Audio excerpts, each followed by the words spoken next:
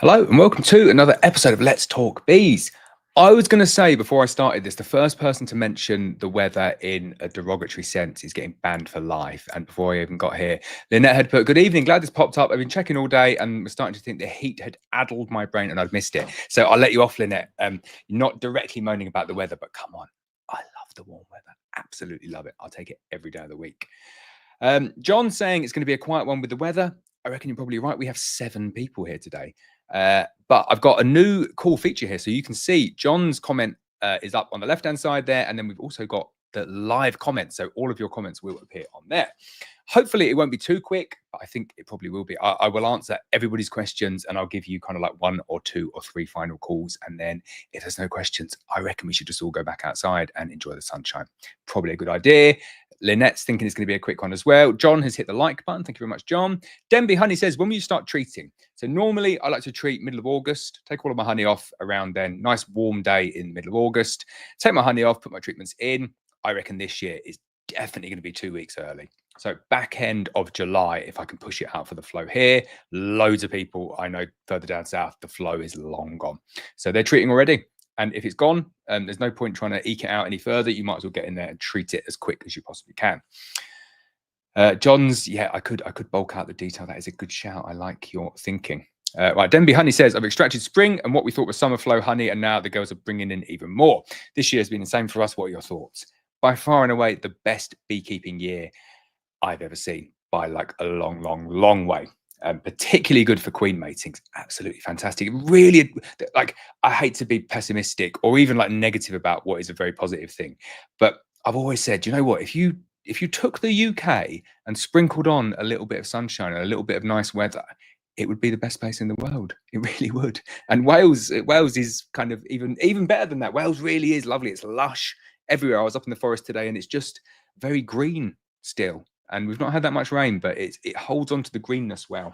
So I really enjoy the warm weather. Absolutely love it. Tony and Liz say good afternoon. Good afternoon to you too. Wasps are insane. That is very true. This year, the wasps are going to be the worst they've ever been. So since they're active so early, do you reckon they will chill out and finish earlier than usual? Oh, you do not know wasps. No, they will not do that. So wasps, like, you can tell how bad the wasps are going to be by the size of their wasp's nest at certain times of the year. Look at the wasp's nest if you find one now, and they are huge. I've got one like way bigger than my head, probably 2 of my heads, I would say, about this big in one of the storage containers, and it is so busy. And we've not even got to like the bit where the wasps are kind of difficult yet. You've not seen anything coming. And so you've not seen it coming, but you've not seen anything yet because it's going to get bad. And you really do need to put your defenses in place and make sure that you keep nice, strong colonies and get those entrances defended well. Honey Beekeeper says, hey, hello to you too. Colin says, are the drones from a laying worker colony fertile? Can they mate with a virgin queen? I suspect not. I don't think they are.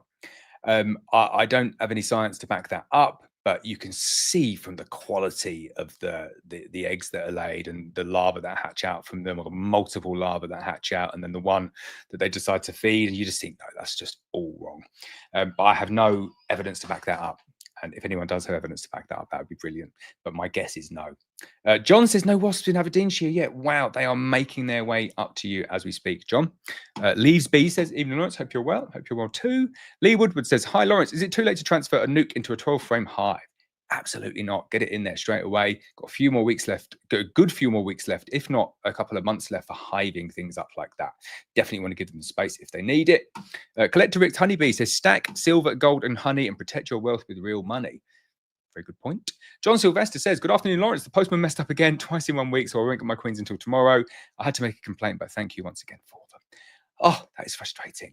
All I will say is that Royal Mail are very, very good when it comes to looking after the post over the evening. And people will think, well, it's 32, 33 degrees out there. Not in the Royal Mail centres where they keep the post. They have kind of like a locker that's very well insulated, and maybe it's like 17, 18, maybe 20 degrees in there. But when you think inside a beehive, it's like 34, 35, 36 degrees. So they like it warm, and they're very well protected, and we'll fix any problems if they do arrive and there are issues.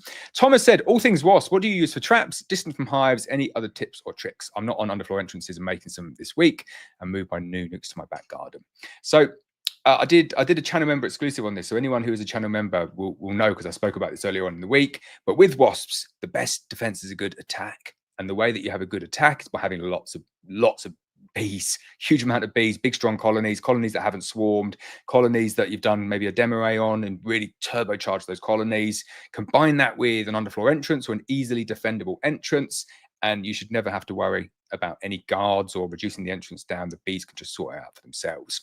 As soon as you're looking at using traps or different baits and how far away they should be from the hives, I kind of think it's looking at the wrong things. If you have big, strong colonies, then you don't need to worry about any of that. And I think by bringing traps and stuff like that in, you almost invite the wasps in. So I'm not a fan of traps, but not for the reason that I don't like to kill wasps. I don't like to kill wasps. Wasps are the good guys. Got a lot of time for wasps, but I don't like wasps trying to kill my bees. So I'm not against putting a trap in place of a beehive. So if a beehive is being really battered by wasps, I would take that beehive, move it off to another apiary, and in its place, I would put a trap. And the reason that I would do that is I know what wasps do. They'll just buzz around there for a bit and they'll just move on to the next one and do the same to the next one. So when they've really imprinted kind of like their pheromone, they're thieving pheromone on the outside of the hive, you've got to do something. Otherwise, the problem just doesn't go away and it gets worse and worse. So you have to do traps at some point, but I don't proactively put traps out. The best things you can do, big strong colonies, underfloor entrances, and go around the apiaries and look for the wasp's nest. You generally find them and then just kill the wasp's nest. That's a much better way of doing it, I would say. Shane Daly says, when is the best time to start 2 nukes? I'm guessing that says. I would say in spring, around April or May. Jason Lomas, channel member, says, thank you for the members video this week. Keep it up. Thank you. And apologies it's taken so long to get those out, but we are back on track. Aidan says, hey, one of my queens went on a mating flight, and when she came back, she went underneath the floor inside of the... Sorry, get that out. Underneath the floor, inside of in the entrance. Right, it wasn't just me reading it wrong. Sorry, Aidan. Right, what is the best way to stop this happening? They do that a lot, queens. They just kind of like go down underneath the entrance. I don't think there's really much you could do to stop it other than sealing up the underside of the entrance, like putting the thing in so there's no smell coming out. I would do something like that. Colin says, is it a good idea to take the supers nearly full but only half capped off a laying worker colony and put them on a strong queen white colony to finish filling and cap? Definitely. Was going to be the easiest answer ever. I nearly choked. Definitely. The answer is yes. Jay says, I'm a 13-year-old beekeeper and just want some advice. So go ahead. More than happy to help. Jay says, Apivart orders today, definitely a shorter season. Notice the farmers are combining the fields already as well. They are certainly making their hay whilst the sun shines. Martin says, hi, I picked up my first nuke 3 weeks ago. Should I keep feeding them syrup to get the comb built or take it off now and add it later, ready for winter? So I always recommend people when they get their nuke, feed it. First off, feed it. Give it 1 or 2 litres. But then if you're getting weather like we're getting at the moment and you're seeing lots of activity at the entrance and the bees bringing in pollen, bringing in nectar, I would definitely stop feeding because it is a waste of time with the weather that we're having. But that does depend on where you are. If you're really far down south, the flow might have stopped and there might not be anything. And if you're kind of where we are at the moment, North Wales or anywhere across that band, and it's wonderful and there's a really nice flow on, then you do not need to feed. I would take some local advice on that one. If you don't know whether there's a flow or not going on, just ask a beekeeper and they should be able to tell you. WM says, thanks. Regarding wasps, ominous, my hives have entrance rescuers and I've narrowed my spin dials for nukes to a slither of a pie. Do you like the trunking on front? I've seen people put the trunking on front, so it's kind of like a tunnel entrance where the bees have to go through. It's nowhere near as good as an underfloor entrance. Like it does work. Tunnel entrances do work and they do make it more defendable for the bees. But the underfloor entrances are considerably better, I would say. John says, wasp not an issue, must have damaged Carney C when marking her 10 days later. No sign of hurt or eggs or larva. So next time using a marking catcher and not handling them in future. Oh, that is not good, especially when you've named the queen as well. Oh, John, sorry to hear that. Titan Game says, hi, Laurence, your wood floors you made, could you use the entrance reducer in the gap entrance?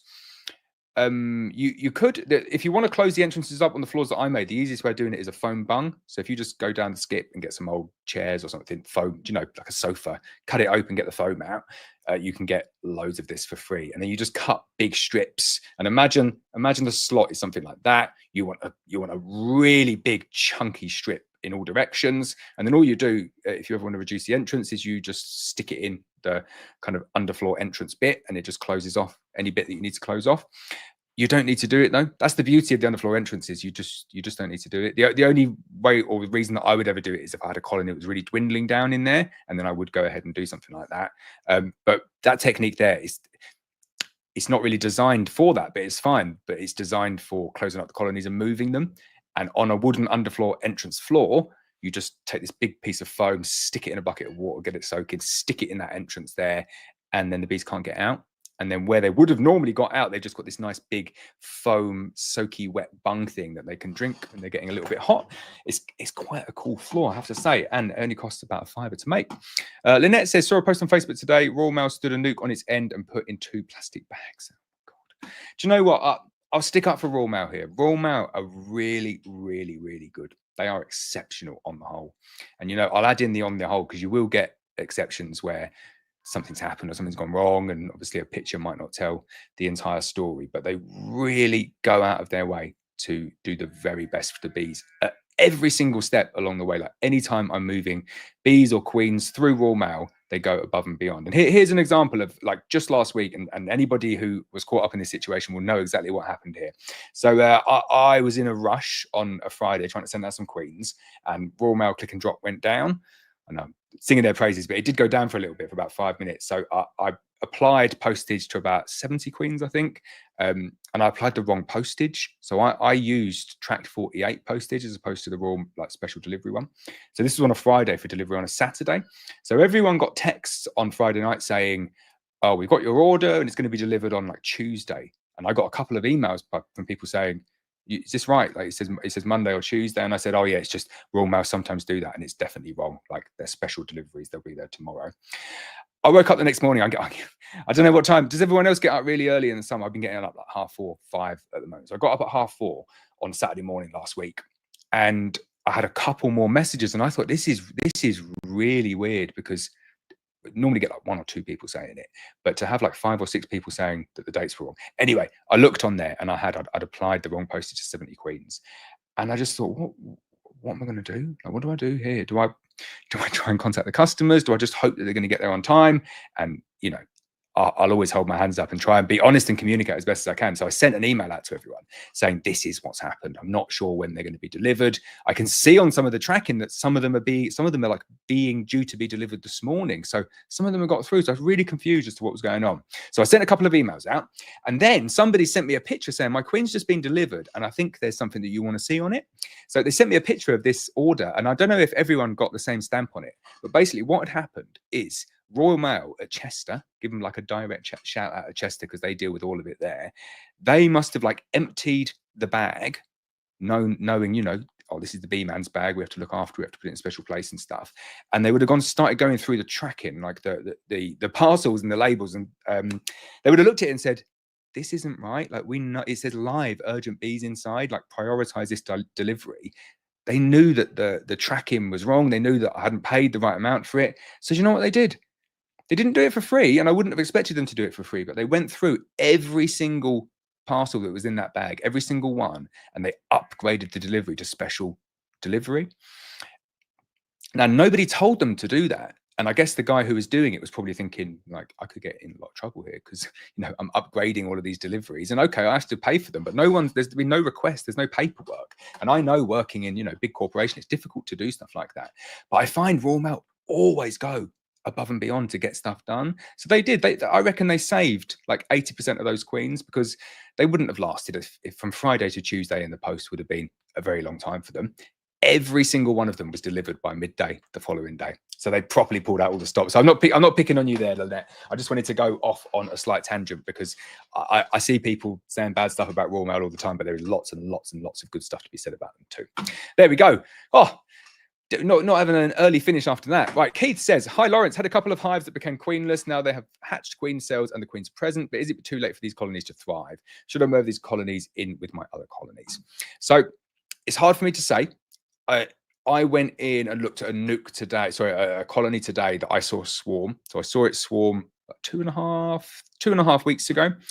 And what is left of it is a brood box full of bees and 6 supers full of bees and full of honey. And that's what's left. And it was a big, big prime swarm that left it. So that's one example of a colony where a swarm's gone a few weeks ago. And I definitely wouldn't merge that because it would be monstrous. And then I've got examples where, you know, they've swarmed and swarmed and swarmed again like 3 times. And there's like 3 frames left. And we're in the process of requeening because I don't like colonies that swarm multiple times, and I will be merging those ones up. So it is kind of up to you to look at how much resource you have there, and will it do okay on its own? But I would say there's a long time left of bee activity. Not so much of the season, like the honey season is very much coming to an end, and then it's a real switch and focus to getting the bees ready for winter. But time is on your hands there. So as long as you can keep them fed and you can keep them protected from wasps and robbing bees, a colony like a 2 or 3 frame split, even now, could overwinter in a full-size hive.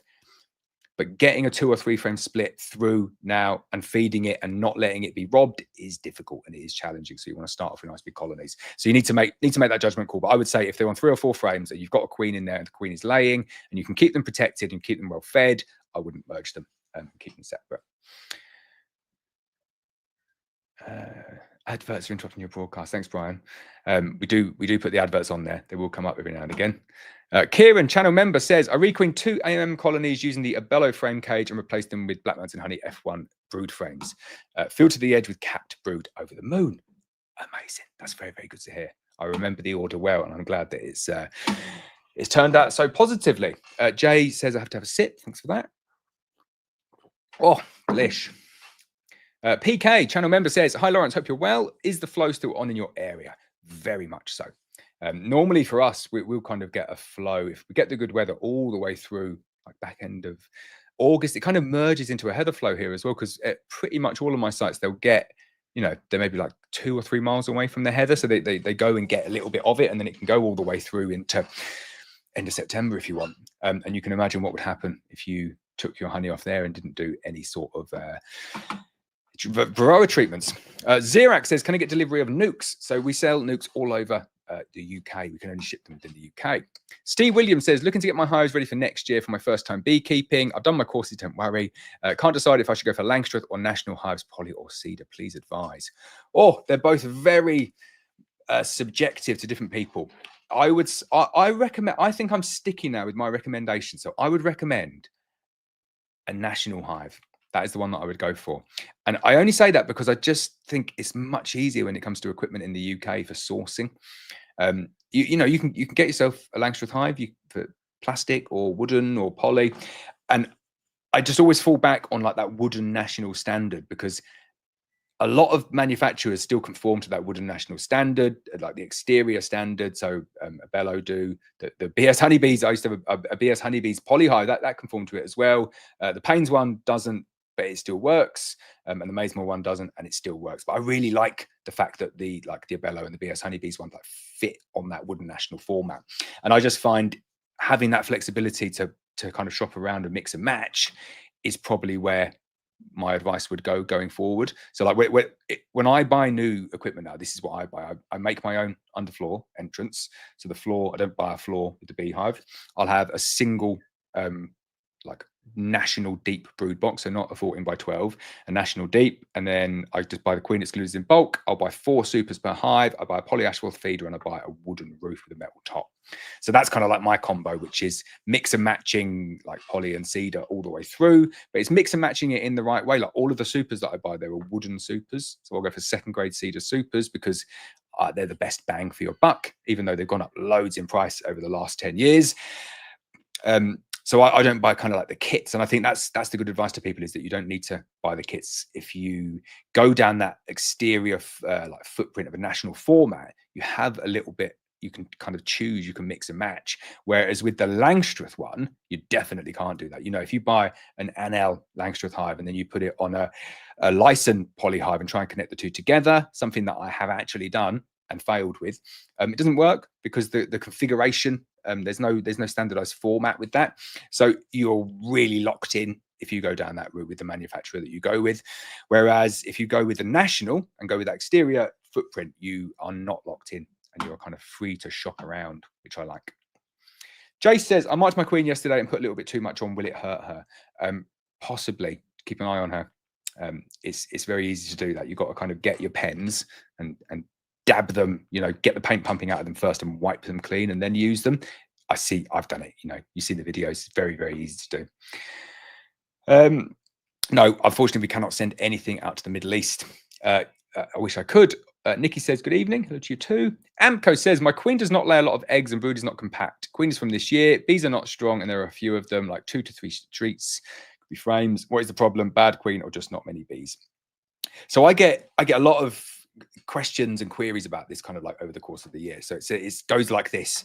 I bought a queen off you like 2 or 3 weeks ago and like she's in there, she's walking around, but she's not doing anything. She's not laying any eggs. Like, what's wrong with her? So I always start off by saying, you know, we'll replace the queens. If there's something wrong with the queens, we'll replace them for you free of charge. But let's rule out a few things first, because it could be that there's like other things going on. And a lot of the time, the colonies are not set up to accept a mated queen properly. So like in some instances, they're just under attack from wasps. And they say, could it be that the queen's not laying because they're like being absolutely blitzed by about 16,000 wasps? And I say, yeah, probably that could be a really good reason for why the queen is not laying. But it could be, we say that tongue in cheek, it could be wasps, it could be robbing bees, it could be drought, it could be the fact that there's no flow on, it could be that they're being attacked by anything else. There are so many reasons for a queen not laying. Queen needs to have like everything laid out on a plate for her to be happy and content and then relaxed, and then she will start laying. If your beehive is not functioning properly for one reason or another, and there's not enough young nurse bees, and the dynamic of the colony is out, then it can affect an impact on that queen. So I wouldn't like to guess. I say to them as well, it could also be the queen, you know. So it's not shirking any responsibility here or saying, oh no, it's never the queen's fault. It could definitely be the queen, and if it is the queen, we'll fix it. But for you, I would say the best way to test it is that if they're not being robbed and no bees are coming in and going out and there's no mayhem, it's just add in a frame of capped brood from another hive, shake the bees off and just add a frame in at a time. One frame, leave it 10 days, go back and inspect. And what that will do is that will boost up the number of young bees in the colony. Young bees are what you need for that queen to lay properly. And then if the queen is good and you add on a feed, I would add on like a light feed, a 1-to-1 feed, and kind of kickstart her back into lay. Morley B. Honey says, good evening. Good evening to you too. Terry says, hey, Laurence and hey, chat. I'm having a massive problem with wasps here in Bedfordshire. Underfloor entrance is a reducer on, but wasps are still getting in. Anything I can do more. So thanks in advance. So I always get a few wasps in my beehives. It's not an issue to kind of like go through the frames and see a few wasps in there. The thing that you need to look out for is, are the bees acting normally?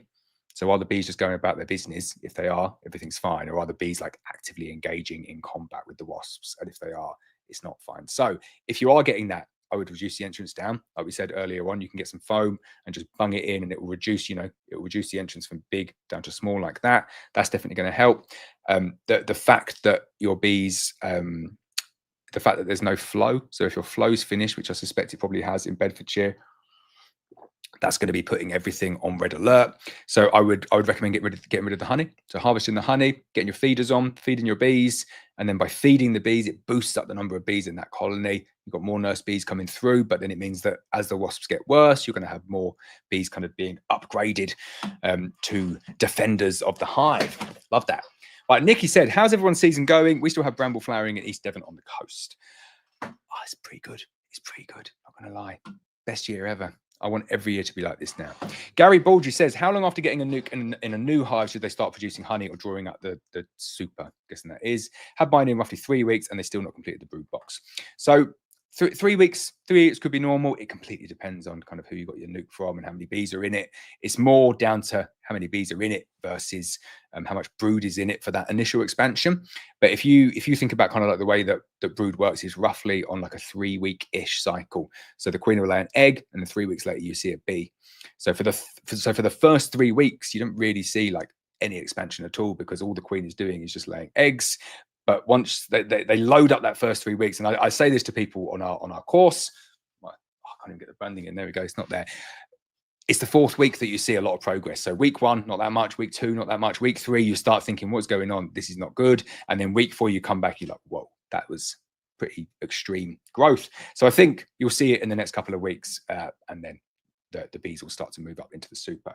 Is very, very, very late to be adding a nuke though, and starting to produce honey. Like it's pretty much the back end of the season now. So I wouldn't be surprised if you didn't get any honey this year, unless you get exceptional circumstances. Oatsy says, hi Laurence, it's Ryan, the guy with the undelivered queen. Oh, sorry about that. Just wanted to say I ordered queens and nukes from you before and they were brilliant. Just a real shame raw mail couldn't hold up their end. I am sorry about that, Ryan. We do have delays occasionally, 24-hour delays, and we do say it on the website as well. We can't guarantee times or dates for queens. What I can guarantee, and what I guarantee to everyone, two guarantees actually. One is we will dispatch your queen on the day we say we're going to dispatch it. We are incredibly reliable when it comes to dispatching queens that people have ordered. So you can order safely at Black Mountain Honey knowing that we are going to fulfill and dispatch your queen on the correct date. We'll also send it using, I was going to say we'll also send it using the correct postage, apart from last weekend where I got it wrong. But we generally, we'll send it special delivery. But then the bigger guarantee that you've got, which is much better than any delay guarantee, is the multitude of guarantees that we offer for the queen. So if she turns drone laying, we'll fix it. If they turn out to be way too angry, we'll fix it. You do have to kill the queen and show me a picture of that after I've given you approval. Of course, do not take it from this video. And then the final one is that if the queen arrives dead in the post, we'll replace it for you free of charge. So we kind of underwrite that service many times over. And I see it all the time. Queens get delivered 24 hours later and they're absolutely fine. The bees are really well set up for that. But I do appreciate for people who have stayed in waiting for their queen. It is frustrating. And I do apologize for it on their behalf. Harry Reynolds says, evening Laurence, have you noticed more supersedure this year than usual? I've had 3 2024 queens supersede, caught both and took the queens into a nuke and doing well still. Seen others saying similar. I think the nail that you've hit on the head there, Harry, is that you've taken the queens off and they're doing absolutely fine. So it's not an issue with the queens. It is the weather that is playing havoc with these colonies here. They don't know whether they're coming or going. And I remember I said about like feral colonies and AMM colonies or near native, whatever BIV are calling them nowadays, they have this real desire to kind of like convert back from any imported buckfast genetics like that for some strange reason. We're onto a good thing there, trying to sort the colony out and turn them into a productive unit.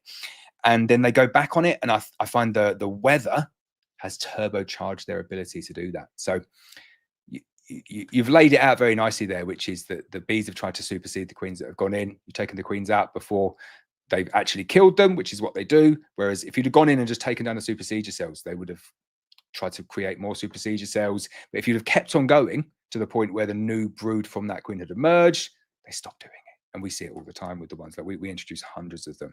And I would say probably seen a few more supersedure cells this year.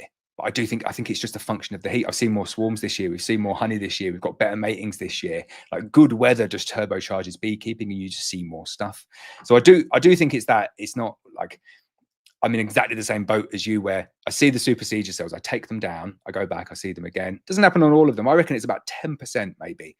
And it does depend, like the darker the colony that we're introducing the bees into, the more they seem to do it. But we just know that if we go in every 3 or 4 days and take down the supersedure cells, they never get to the point where they kill the queen because they know that the queen's their only hope. As soon as that brood emerges from the queen, they just stop doing it completely. And then the queens go to live on for like another 2 or 3 years. So it's not the queens. Titan Game says, at Terry Endersby, I use no pest wasp law. It works on German and paper wasps with a standard one-way wasp trap. Good advice. Thank you very much. Denby Honey says, thank you for doing the live, Laurence. We really appreciate your time. I know you're a busy guy. Thank you very much. Denby Honey. JK Photography, long time no see. Hi, Laurence. Hello to you too. Zach Craven said, I had to split my 2 deep hive that was almost 70% drawn out due to capped queen cells. How long would you let a new queen occupy before recombining the colonies? I'm in the States and season ends in October. So whenever I split anything out, I like to wait 4 weeks. 4 weeks is a really good time to wait for most things in beekeeping because it's kind of long enough for a virgin to go out and get mated and come back and settle in and start laying. But then also if all of that goes to plan, when you come back, you can see the brood. So 4 weeks is always nice for that.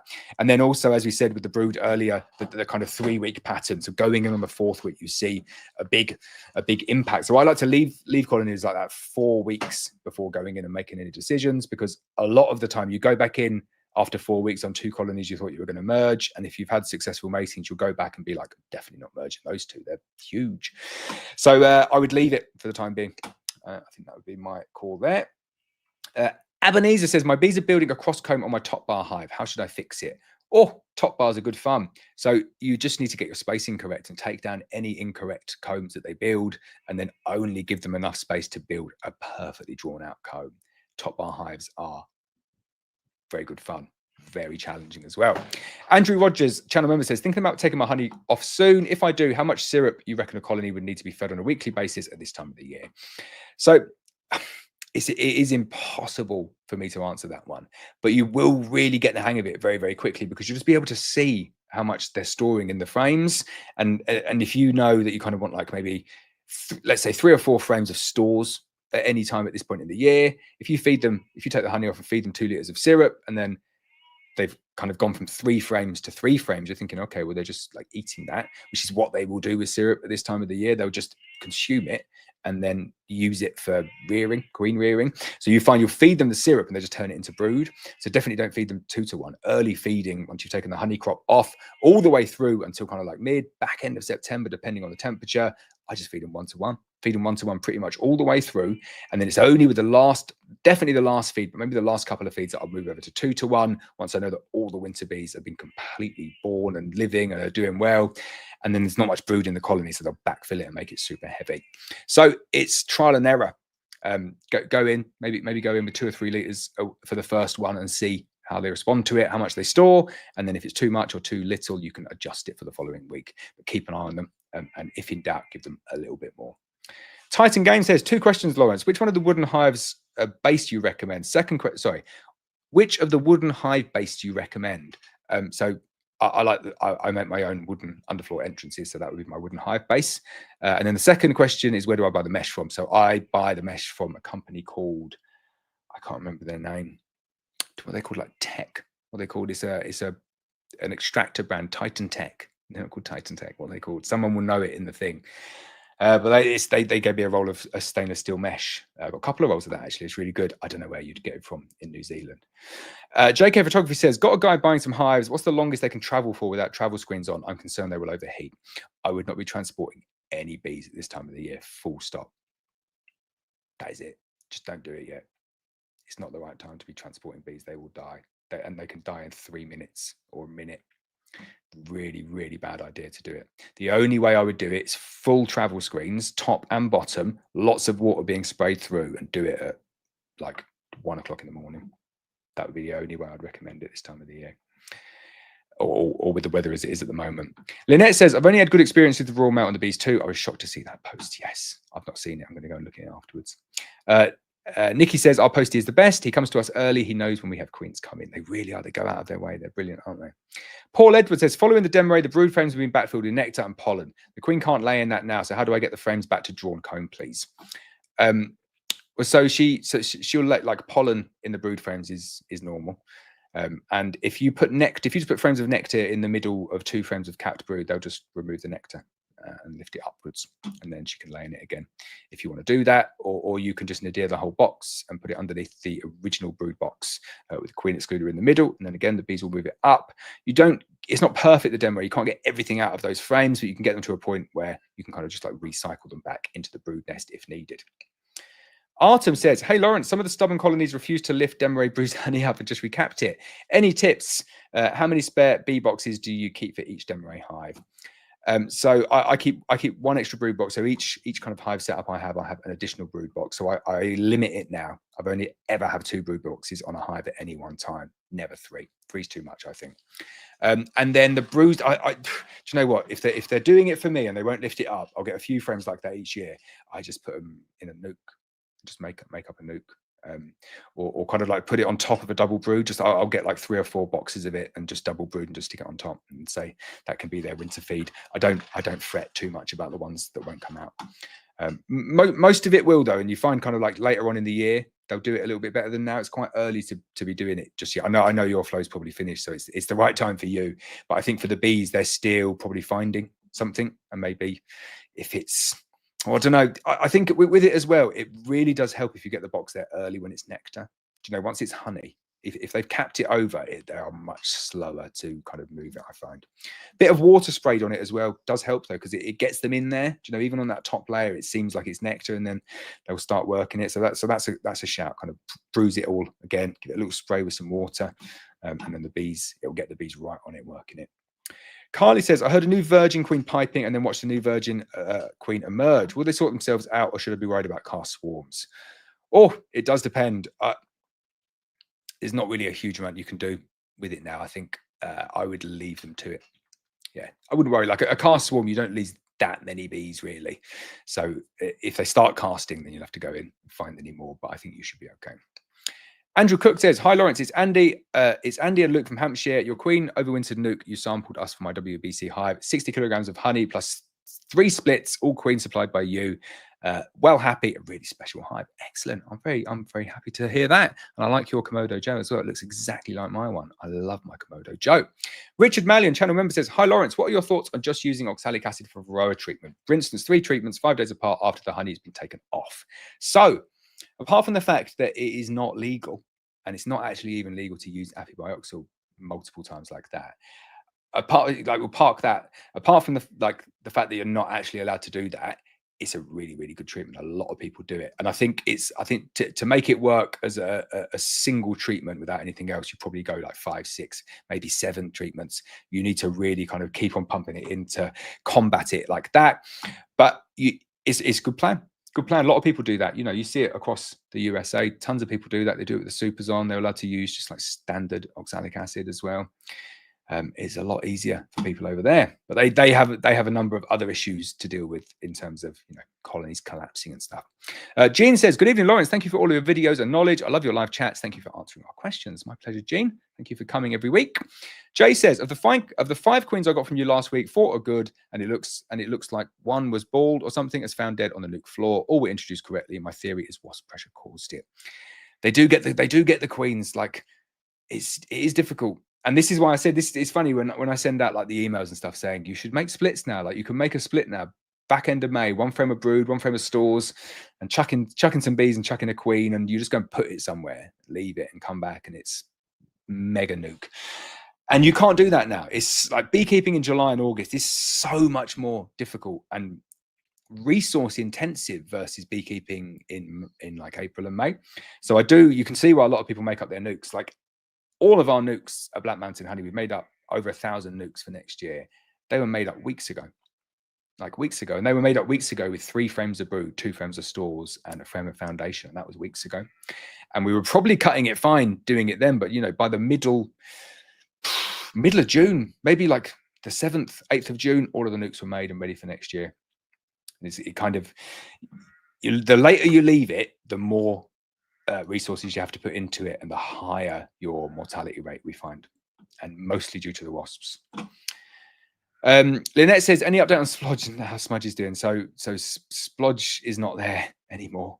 I went back to do a video, and she had, do you know what? Fair play to her. She'd swarmed. They'd gone, which is remarkable considering how many times they tried to supersede her. I've been meaning to do the sad tale of Splodge and Smudge. Smudge is, I like Smudge. Smudge is doing well. So we can do some updates on Smudge. Andrew Headley says, can I split a hive, or is it too late? It's on double baked bread, right? If you're watching that on or listening to that on a podcast, that did not make sense to me. I'll read it again. I'll try and make sense. Andrew says, can I split a hive, or is it too late? I'm going to say it's on double brood on 2-step, or is it too late in the season to get a new queen? Yes, you can definitely split a hive. It's on double brood now. You can split a hive, no problem whatsoever. Jay says, can you get some of your equipment? We don't sell any equipment, so we just sell nukes and honey, and we have just launched 14-Day Beekeeper, which is pretty cool. If you want to be the first in line for that, go over to the website, go onto the products, and it is there, 14-Day Beekeeper, showing out of stock at the moment. But if you just hit notify when available, you will get the launch, because we are launching in November, and it is going to be very, very cool. Right, where we go next? Jay says, can I still use a queen cell for a natural mating, or combine their resource to other nukes? Absolutely. Still plenty of time left for that. Andrew Rogers, channel member, says, yeah, my queens are really cut back on the laying at the moment. I'm assuming it's because of the drought. Yes, the drought leading to a very poor flow, or early end of the flow. Rehydration from Lynn. Thank you very much. Terry says, could you tell us the rough date that you will have your queens this year until? So I suspect we're going to finish early this year. And I think we might be finishing the second to last week of August. So like not the last week, the week before that. The absolute latest will be the first week of September. I don't think we're going to make it to September this year because it's quite warm and the seasons, everyone's finishing early, so we don't want to go too late. Frankly Gaming says, hello Laurence, I hope you're doing well. Do you think it's too late to add an extra brood box to one of my hives? It will be new frames and foundation. I'm based in the south of the UK. See, this is where I can see, like, it's good advice, isn't it? Because when I was in your situation, I just had to guess, and I would have thought, yeah, well, you know, what harm can it make? And all that the bees will do, if there is any flow left, is just put honey in that top box. So I definitely wouldn't add a second brood box now. It's way, way, way too late. There's no benefit to doing it, no benefit to you, no benefit to the bees. They like to overwinter on nice, kind of like compact, really well insulated boxes. So adding a double brood for overwintering isn't a good idea. Adding a double brood for getting any additional honey isn't a good idea. Very much stick to single brood. If your bees want to expand, stick the queen excluder on, get a super on, and you might get a super of honey off them. That is what I would do, and hopefully that is the right answer as well. Jean says, hi Laurence, what are your thoughts about entrance reducers, summertime off, wintertime on? So in my channel member video this week, I spoke about the fact that about how you need to be so dynamic with your entrance reducer if you have one or if you need to have one, and just recommending that people use an underfloor entrance, because as long as you keep your big colonies strong, you just don't need to do it. Like, I never do it. And the colonies are strong enough to manage it for themselves. You might get instances like Terry where you get like extreme wasp pressure, and that's probably due to like multiple nests in the area. If I was you, Terry, I'd just be like hunting around for wasps. You can track where they go. It's pretty easy to track where they go. Just sit in the apiary and just watch where they fly. Once they've left the beehive, you'll see them. They'll just all go like exactly the same line, and you're like, right, they're over there somewhere, and just follow that line, kind of work it out. You can even plot it on Google Maps if you want. It might not be for you plotting it on Google Maps, but you can see and just walk that way, and you probably find it. And then if you find it, just take them down. Nikki says 3 hives decided to make their own queens this year. All 3 hives now have a drone laying queen. Any thoughts or just bad luck? Oh, that is bad luck, especially considering this year has been exceptional for matings. So it's strange that none of them have got mated successfully. Neil Phillips says, I got an F1 buckfast queen June the 6th after a queen swarm with a third of the colony. No spring harvest. Have I now missed the summer harvest flow? So you've definitely missed the vast majority of it. But depending on where you are, like if you're like Birmingham or further north than that, like Manchester, Liverpool way, somewhere like that, got a good few weeks left of the season and a good few weeks left to kind of gather a decent honey crop. So I wouldn't worry too much yet. Normally for me, middle of August, that's where we take our honey crop, but that is early, and you can take it later than that, and it continues to go quite a lot later than that in some areas. So I wouldn't worry too much about it yet. And hopefully you still get something to salvage the season. Lynette says, how do you inspect your bees when the wasps are about? Last week, the hive got attacked as soon as I opened it, and I had flying bees everywhere. I just closed everything up and left all the hives uninspected. So this is where, again, you've probably seen the channel member video, but this is where it comes to just making a call on what is the best for your bees. So if you're going into a colony, if you're going into an apiary and, you know, there's a drought, there's a real lack of flow going on, the bees are tetchy, they're angry, there's wasps everywhere. What's the benefits of going in? And if the benefits of going in is that you're doing like swarm control, you don't want your bees to swarm, then I would say, well, what is a tolerable amount of colonies out of 10 in, like, as a percentage, what's a tolerable amount for you that they're going to swarm? And if you said, I've got 10 colonies, I wouldn't mind 1 or 2 of them swarming, if it meant I didn't have to do any inspections for the rest of the year, I would say we're coming close to that point now where as long as you give your bees additional space up in the supers, you can just stop inspecting, stop opening them up. If it's doing more harm than good, I just wouldn't open them up. And just accept and tolerate a little bit more risk in terms of the bees swarming. Now, bees will swarm in July, they'll swarm in August, they'll swarm in September. I've seen bees swarm in October. I've seen bees try and swarm in November and retreat. So they will keep on going. Bees do weird things and crazy things, but you just got to think of it as a numbers game.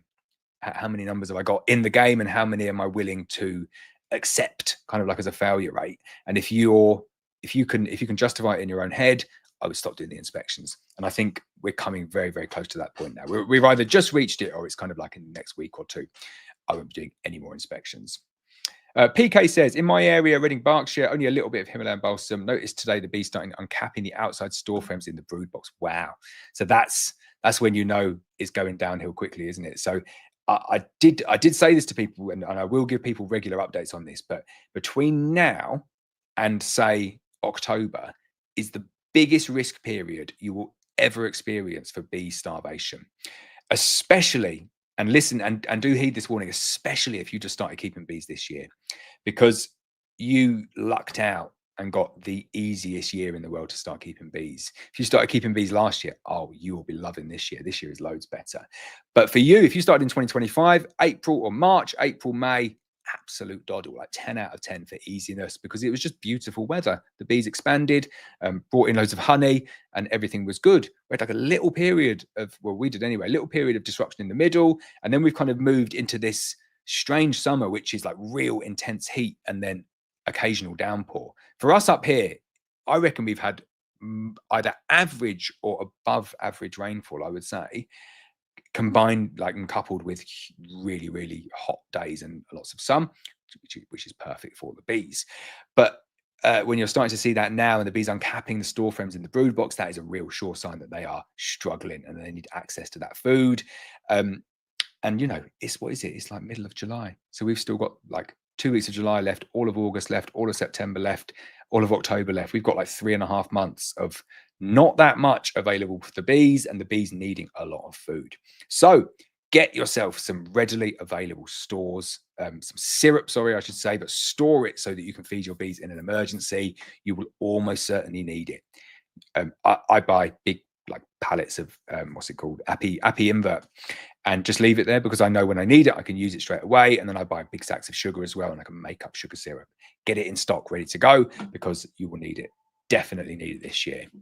Jay says, Laurence, did you manage to get any filming done on your honey production hives? Be nice to see them, as most of us can relate. So I have done more of that this year. I brought a couple of the honey production hives down. The thing is, a couple of the apiaries I've got where I've got my honey production hives, they're just not suitable for filming, so it doesn't really work. And then the landowners don't want filming there as well, so I can't do them there.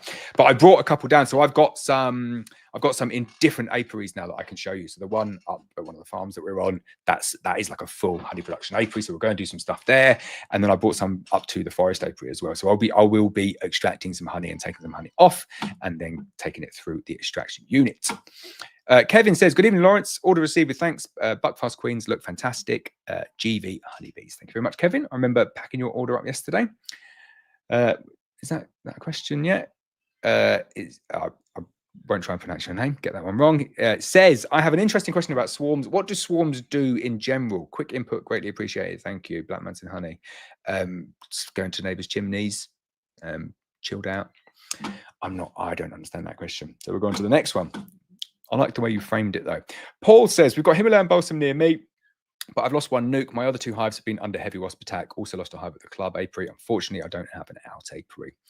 Oh, an out apiary is really good when it comes to wasps because it's the best thing you can do is just pick the colony up, close the entrance, take it to the new site with all the wasps inside, and then just leave it there. And they can just get back to normal life without the issues or the challenge of dealing with all of those wasps.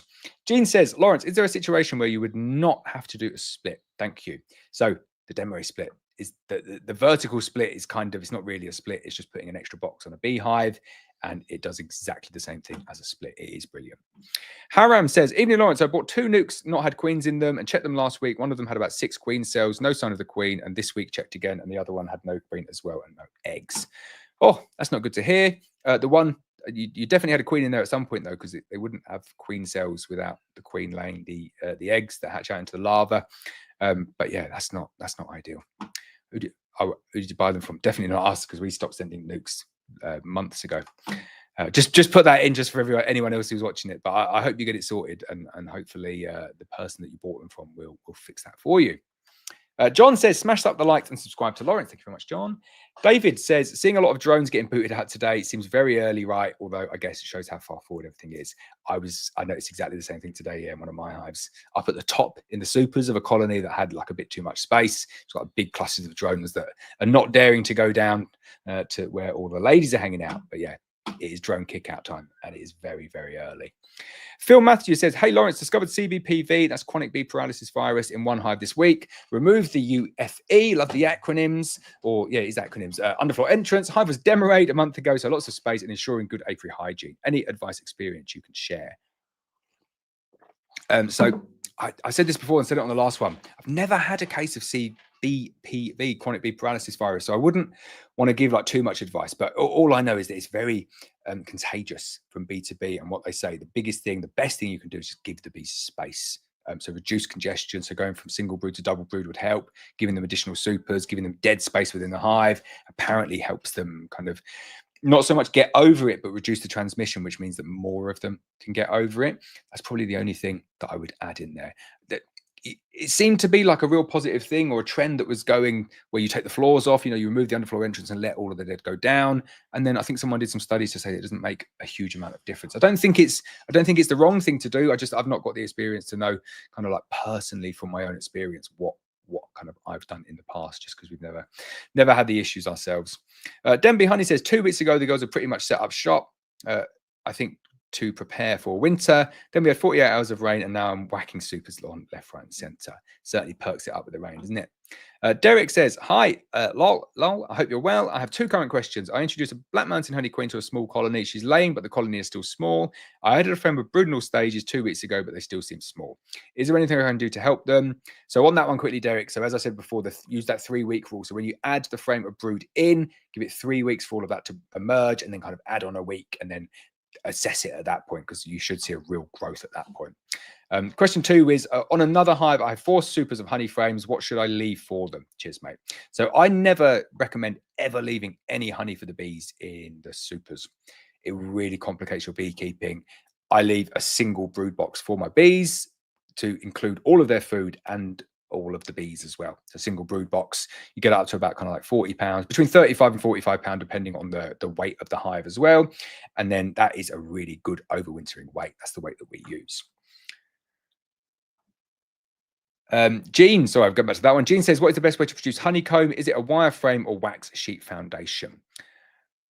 Oh, I do prefer my wired frames, I have to say. I'm not a cut comb or a section honey person. I like it fully wired, makes it easier. Congratulations, Andy, member for 3 months. Thank you very much. Ionut, I get your name wrong every day, says, hi Laurence, what would you recommend more, wooden or poly hives? Thanks. I like a little bit of both. I definitely do. If I was, I've got like another 6 Abello hives, and I've got another 12 coming that a very, very famous artist is going to paint for me. And I do like the way they look all together. I just think they look really nice. But it's not for everyone. Not everyone wants like really bright hives in their garden. They want to keep them kind of like out of people's view, so they might be gone like different darker colors or camouflage. But I do like my poly hives, but I also really like my wooden hives as well. I don't want to have to pick. I don't want to pick. I said at the beginning, I like when I'm buying a beehive, I merge the two now. Definitely wooden supers, definitely a wooden roof with a metal lid, make my own wooden floor, and then everything else is poly. So brood box is poly and the feeder is poly.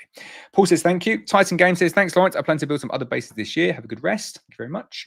Jay says, I use PL UK. That was the one. It was PL UK. Limited for underfloor mesh. Free delivery on 5 pieces as well. About £22 for a national.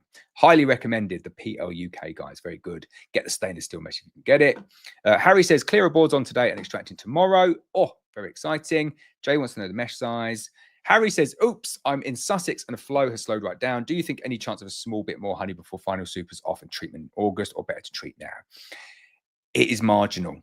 Get it off. If the flow has stopped, get your honey off, give them a feed, get the treatments on, and believe me, next year you will have some really big, strong colonies. BBB says, hey, I've been a while, got allergic to bee venom. Not cool. Got 2 EpiPens and now can continue on, but still scary. I'm never alone anymore now either. How's Laurence? Laurence is well. My wife has also developed an allergy to bee stings, which is not good, but I hope you get better. And people have offering their sympathies as well. Oh, gutted about Splodge.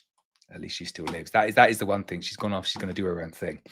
RO says, this year I've had a significant number of new queens disappear, yet I can't see any eggs or find any virgin queens. I wonder if the bees this year are reacting negatively to new queens. Oh, I don't know. The weather, it's just very, very strange weather. The bees in this country are not used to very Mediterranean weather like this. BBB says, does anyone know of any sting-proof gloves? I've seen hypodermic needle-proof gloves, but I think a stinger is way thinner. Was told to get some sewage work gloves. Oh, yeah, sewage work would be good. I've not, again, not got any experience in that. It's not ideal, but you've got to do what you've got to do to make sure that you are safe. That is first one. Sophia Dem, my one Twitch viewer. Hello, hello to you. Iona, it says, I use Marigold. They changed everything for me. Marigolds are very good. Marigold gloves, guaranteed no stings, hard to prevent, but still can try. Yeah, marigolds are good. I like marigolds. Give them a good clean as well. Titan Game says he used chemical gloves, so chemical nitrile ones, elbow length. Okay, very nice. Jensen's B says last year. Oh, apologies, Jensen. He choked right up there. Oh, definitely have a sip of water there or tea. Here we go. Right. Jensen's B says last year you made me a pizza at the Abello open day. Wondering if you're doing the same this year. Your pizza was the best. Going to make my dad buy a new tractor when we are there at the 12 frame premium.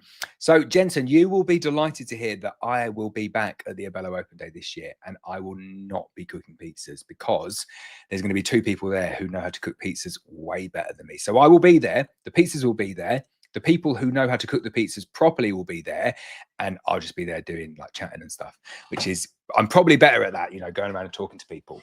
Damien did drop in something, and I don't know if he's making this public. I think people need to pressure him to make it public if he's not going to make it public. But he said, oh yeah, well, I shouldn't do his accent. Sorry. Damien does talk like that. But he said, oh, well, I got this, I got loads of like old bits of equipment, you know, like an extractor from 8 years ago that's a really good extractor, but it's got a big dent in it, or I've got an uncapping machine that's not got a certain bit or something like that, you know, like again, like just superficial things, little dents and stuff. He thought maybe like we could do an auction, or something like that, and maybe you could say it and, you know, do the bids. And I thought, yeah, let's do that. That sounds like really, really good fun. But more importantly, send me the list of all this damaged stuff you've got, because I want to get first dibs on anything good. Now that is obviously a joke because I've got way more equipment than I ever need.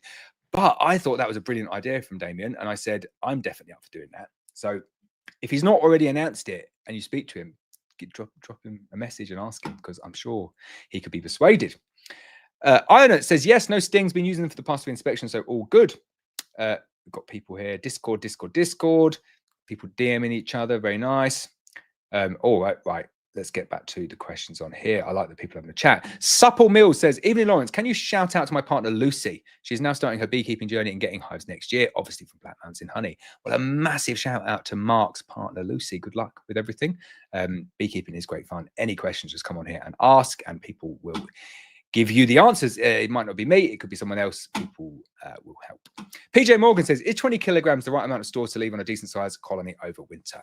Yeah, it's about right. Like I weigh mine up and I get them like close to 40 pounds-ish. So 20 kilos is 40, 44 pounds or something.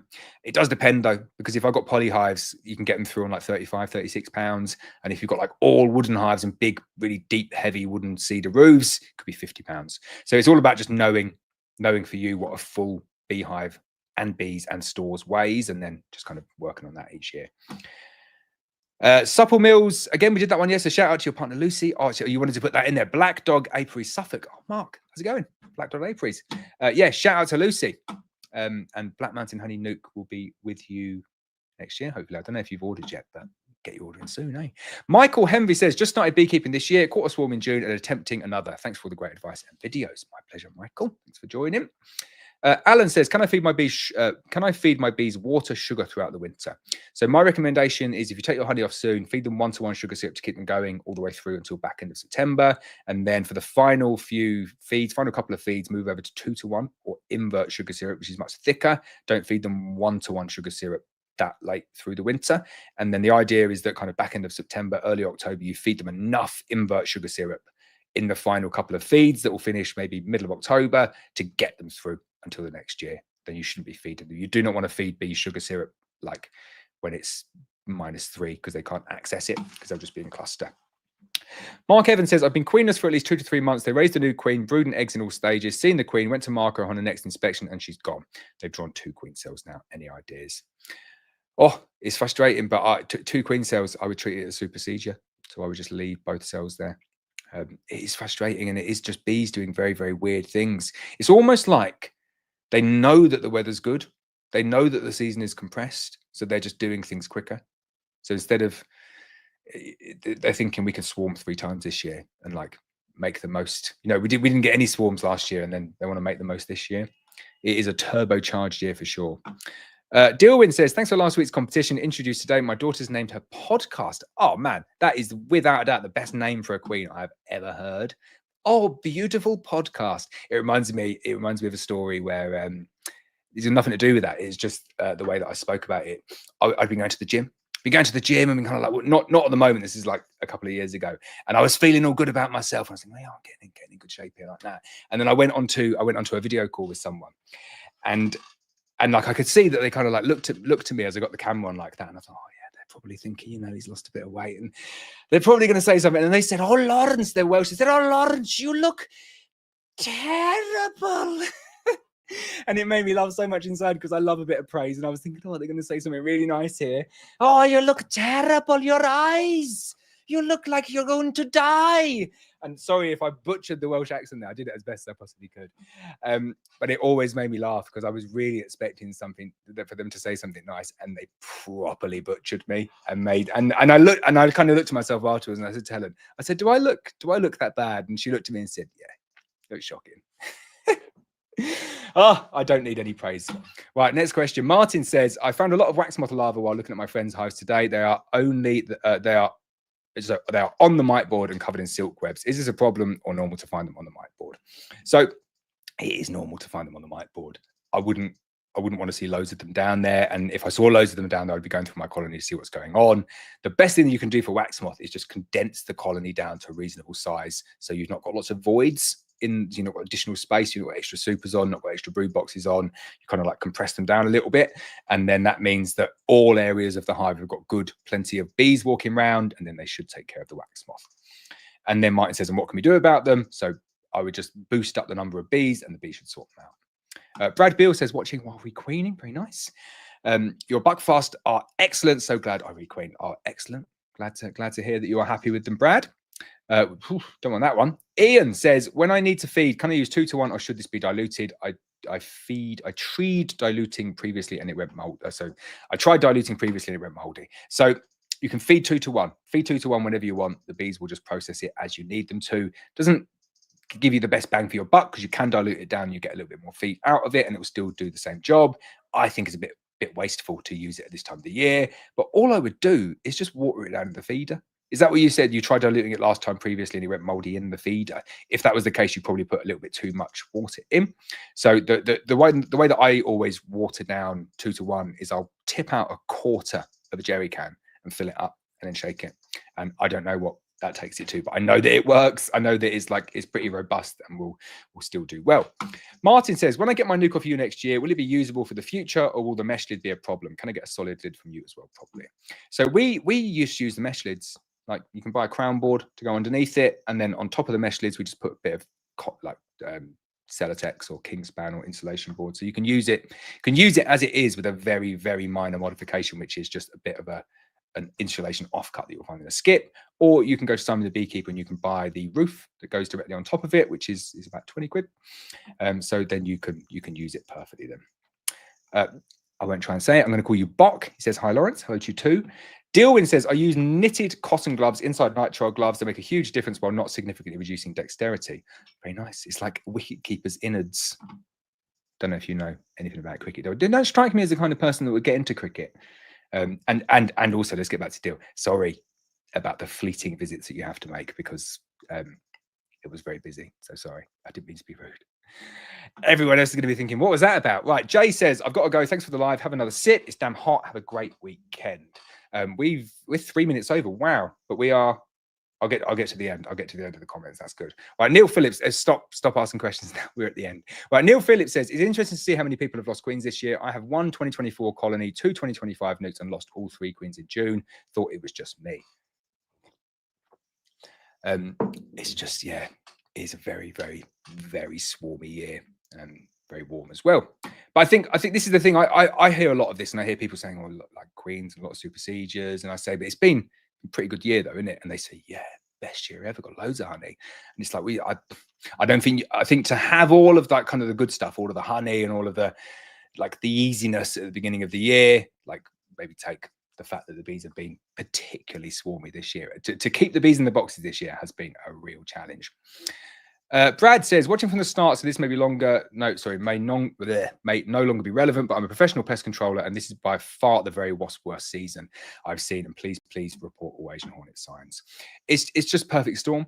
I don't think you could get better conditions for wasps from the conditions we've had, kind of like post January onwards. Like it was mild, January, February, after a really nice, like for us around here, cold. Like we had a proper cold winter, loads of snow, and the wasps would have just been sitting there, just like, yeah, it's fine. Don't mind cold. We'll just sit here. There was no false dawn. You know, it just got warm in March and stayed warm and dry. And the wasp queens are just thinking, yeah, sweet. But also, I told you, I think I did it on the last stream where someone was saying about when you have, I was on the channel members video about someone who is a real expert when it comes to all things wasps, saying when you get a year like 2024 where the wasps, there were no wasps, literally no wasps last year, like a terrible year for them. He said, if you get the right conditions the following year, you get wasp Armageddon. And he said it's to do with the fact that the natural things that the wasp prey on are obviously like abundant because they had such a bad year the year before. Combine that with really good weather, like dry, early spring, nice warm weather. And it comes straight out of hell. And he has been proved very much right. Sophia Dem says, looks like you need a Twitch moderator or two on your channel to delete these bot messages. I certainly do that. I think we might just turn off the Twitch. Now, I don't want to turn off the Twitch. Would you like to be the moderator? You're more than welcome because you are like the only person who watches there. Hadar, there we go. I don't know why I said it like that. He said, what should I do if I've got a nucleus of 6 frames in July? So I wouldn't expect much, if any, honey, and I would just treat them early and make sure that you're on top of your Varroa treatments. I know it's iron nut. You have to tell me how to say it. I want to say iron nut. There we go. Or we call you Callie. Callie, there we go. Callie says, and my phone battery just died where you started to explain that you like a bit of both poly and wood. Oh, okay, we'll do it again. So I like a bit of both poly and wood. I like the fact that if you use it on the bellow, not the 12 frame, but the 11 frame format, you can interchange it. So I use all of my supers are wood, all of my floors are wood, all of my roofs are now wood with a metal topping. And then the poly asphalt feeder and the brood box are poly. There we go. Alan says, thanks for the advice. My pleasure. Nikki says, we couldn't find the drone laying queen. They were trying to supersede, but wouldn't use the eggs we added in. So I've done an experiment, split into 2 nukes, thinking she'll be in one. Gave them each store's foundation and one. Where's that? Jumped off. I'm going to say 1 frame. There we go. And 1 frame of brooding stages. Left them 1 in each. Left 2 weeks. Checked and have 2 new queens. No eggs in either. Hopefully they get mated. Fingers crossed. I think you'll be okay with the weather that we've got at the moment. Eggs and Honey says, massive wasp problem this year. And have you noticed the ladybirds remind me of the 1980s with the massive ladybird outbreak, but they don't kill your bees? I have not noticed that. Maybe that's like somewhere else. Can't see any ladybirds anywhere. Jason Lomas says, do you find you kill a fair amount of bees when putting the bellow poly hives back together? Any thoughts on the best way, putting the queen excluder on without squashing, trapping bees? No more than any other hive. It's always a challenge to get the hives back together without squishing the bees. Judicious use of the smoker is, I think, the best thing you can do. BBB says the Welsh accent is amazing, in my opinion. It's definitely not, but it's just that particular lady it's very, very good. Lee's B says, what is the earliest you guys start selling mating queens? First week of April. We're pretty reliable for the first week. Simon says, hi Laurence, the queen we had from you last Friday is alive and laying today. Thank you. Couldn't think of a name for her, so she's Blondie, the queen with no name. Clint Eastwood reference, right? Blondie. We've got Blondie on podcast. What other queen names have we got? PJ Morgan says, oh no, oh yeah. I was reading the beginning of that and I thought, oh, this could be I've really offended PJ here. Sorry. Speaking as a Welshman, I can say that's the best Welsh accent I've ever heard from Laurence. Hilarious. Yes, success with the accent. And speak to anyone who knows me, particularly my wife. I am terrible at accents. That could have gone really badly wrong. So there we go. Xerox says, which time is best to start buying bees? Jasper's in the background. Jazz, come on. What are you doing? No, okay, he's just chilling. Jasper's in the house. Best time to start buying bees early. So we sell out around December each year for the overwintered for the following year, but you want to get them in March and April, I think is the best one. Carlette says, hi Laurence, does vaporizing oxalic acid work when we have high Varroa infection? So yes, it does. Very effective against the phoretic mites. Does nothing to any of the mites that are entombed within the cappings. So you need to do it at 5-day intervals, multiple treatments. I would say 3 or 4 as a minimum. Ben Ever says, hi Laurence, thanks for all your content. Have you seen much improvement for your VSH queens versus the F1 buckfast in terms of Varroa resistance? Do you still treat for Varroa even with the VSH queens? So I would love to have the amount of time needed to properly test all of these things. I just can't do that. It's not something that I'm a specialist in. So we rely on our breeding partners to do this testing for us. So they are part of like a kind of like pan-European VSH breeding program, and they're like constantly sharing drone semen and queens all the way across Europe, with the aim of trying to find some queens that are very, very good at controlling that mite population. So they'll do this testing, they'll do the breeding, they test the daughters, and then once they've tested the daughters, they say, right, we tested the daughters of this queen, we'll send you this queen, so we know this queen is good. Now, what that doesn't mean that every single queen is going to have the exact same Varroa sensitive hygiene. That's not how kind of open mating works, but the majority of them will carry the trait. To get that trait to go further down is very, very difficult. And I always say to people, what it definitely doesn't mean is that you shouldn't treat these bees. You need to monitor them. You need to monitor the individual specific queen that you've got whilst treating them, and look out for the signs of Varroa sensitive hygiene. And then you can potentially wean them off any treatments if you're starting to see the signs that are there. They will exhibit different levels of VSH tendencies depending on the queen, but I do recommend that everyone treats their VSH queens and kind of does some research into what you should be looking for if you want to go down that route. Jean says, Laurence, so during the winter, you don't feed, etc., sugar boards? No, absolutely not. I'm done by October, and I try not to feed at all. Like, so this year I fed in October, and I've not fed again since. So, I've not fed for 9 months, but I'll definitely be feeding soon. TJ Pritchard says, thanks, mate. Thank you too. Bee Enthusiast Peter, channel member, says, bit late joining out with the doggo. Spring nukes with queen cells doing great. Even had honey from them, but a couple have nice looking queens, but port layers. So I think we'll call it a day and combine. Lynette says, me too, Dilwyn, cotton gloves to soak up the sweat, that and a neck fan, game changers, very nice. Mike Hinsley, channel member, says, after I've had a drink, Simon the Beekeeper does all the pains parts for nukes. We have got top feeders, solid roofs, supers and brood boxes. Also, Granny Griff also has some stock of pains, nukes and brood boxes for them. Very good. I think Harry, Simon the Beekeeper, said we know when you send your nukes out, because like the next day we get loads of orders for the lids, because I do send people out the links. Chris, Honey, I'm home, says meant to add and feed them pollen. Have I missed? Oh, I missed that. Sorry. He says, hi Laurence, answering Phil's question on CBPV. I discussed this with my local bee inspector, and the current thinking is to divide the colony, flying bees at the bottom and queen and brood and nurse bees.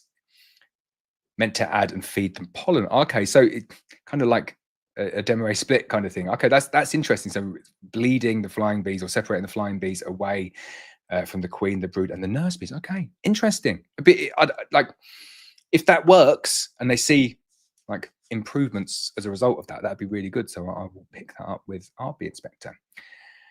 Jean says, thank you so much.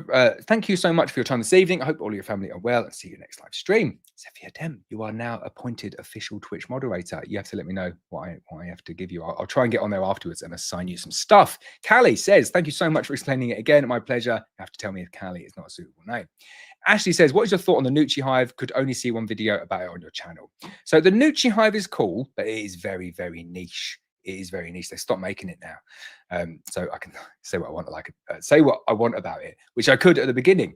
It is a really cool beehive. It's nice. It's made out of a very unique wood. What is it? Akoya, which is like a pickled, very sustainable timber. I think it looks really nice. I like the fact that it's flat. I use it as a table in my apiary. I use it as a little mini mating nuke kind of thing, collection of nukes. It is expensive, but it's cool. I really like it. I like the way it looks. As soon as I saw it on Etsy, I thought, oh, I want one of those. They're very, very nice. Matt Page, channel member, says, evening, Laurence. Hope you're well. I'm melting. Oh, you're banned. You're immediately banned. I don't know. You can say you're melting and not moan about the heat. You did put a smiley face on it. So there we go. You're not banned. Definitely not banned. I love the warm weather, if you may not have noticed. Gareth Rose says, I've made an wonderful entrance opening from the video you made. Excellent. I'm glad people are making those entrances. They are good. It's definitely not my design, by the way. I got it from the Beekeeping forum. And I think it's based on an old Dartington floor. Very similar to that, but I share it with pride. Tons of ladybirds in the East Midlands. Oh, maybe they're coming on the way up. Donna Morrison, channel member, says, thank you so much for the live stream and videos. Great as always. Have a good weekend. I hope you have a good weekend too, Donna. Eggs and Honey says, ladybirds in links on the broad beans, tons of aphids. Oh, wow. It is serious. Ladybirds everywhere. Jasper, hey. Getting on, isn't he? If you can see this, I'll tell you what, let me just I'll turn this off and show you Jasper's party trick. Right, watch this. this is pretty special. If you've not seen a dog do a trick before, you're ready for this, yeah? And what you have to do, wait, just look basically right here on this paw. Yeah, watch how much he moves it. Jazz, paw. Oh, that was, to be fair, that was pretty good. He doesn't normally do that. He normally does this. Just like moves it like that. Jazz, paw. Oh, very good. There we go. Expert dog training there. That is the absolute height of Jasper's skills. BIBI says, hi, Laurence. First season beekeeper here. My bees swarmed already, got a new mated queen, but now they've stored up honey in the brood box. I've added a super using a brood. Any advice? So make sure there's plenty of space above it. Uncap anything that gets capped in the brood box. Make sure all of the accessible frames are as in the middle as they can possibly be, and then the bees should sort all of that out for you. Simon G says, don't forget to stick the thumbs up. Thank you very much. Bada Bing says, do that on Twitch. Excellent. Jean says, smash the thumbs up for Laurence. Thank you very much. Terry says, thanks, Laurence, for the stream. I've got to run. I've got lost 5 hives from wasps so far in 3 different places. I'll keep you informed. Oh, no. I hope you get it sorted. Matthew says, hi, Laurence. What is the best way you've found to deal with wasps? Said it at the beginning, really, really good attack. You have a big, strong colony and the wasp will not get in. Callie said, when would be the latest time of the year that a queen could be safely replaced? You can replace queens in strong colonies all the way through until September, October. Absolutely fine. Jean is smiling. PJ Morgan gets the last one. He says, what are your thoughts on honeydew as a late source of honey? We have loads of lime, linden trees with the aphids extract sugar and the bees take it. If you get it, you'll see it in the hives. It is really, really cool. I like honeydew honey in very small quantities because it is potent, but it is very cool. There's nothing you can do to try and get it. You have to be around those trees at the right time and your bees have to find it. But there we go. That was the last one. I'll do this one again. RO says, got attacked by a hornet today whilst the Amazon lady was rummaging around in her van. I wasn't able to ID it, but could this be an Asian hornet? Could this be a way Asian hornets are arriving? Oh, I love it. Just go and smear Amazon. Definitely, yeah. Definitely Amazon that's bringing in all the Asian hornets, 100%. I laugh, and I probably shouldn't have laughed there. They could definitely be getting in on Amazon parcels, but I think they're just getting in everywhere. You look at the situation in Europe, you look at the situation in France, and you look at the amount of stuff that comes over here from France. They're going to be in everything that's coming over here. There'll be tons of hornets coming through. BBB says, thanks for the strum. Have a good weekend. Callie says, thank you. Matthew Rigby says, thank you very much. John says, goodbye. Lee's Bees says, have a great weekend. We are done. I hope you enjoyed that. I'll be back in 2 weeks' time to do another live stream, and let's talk about some bees.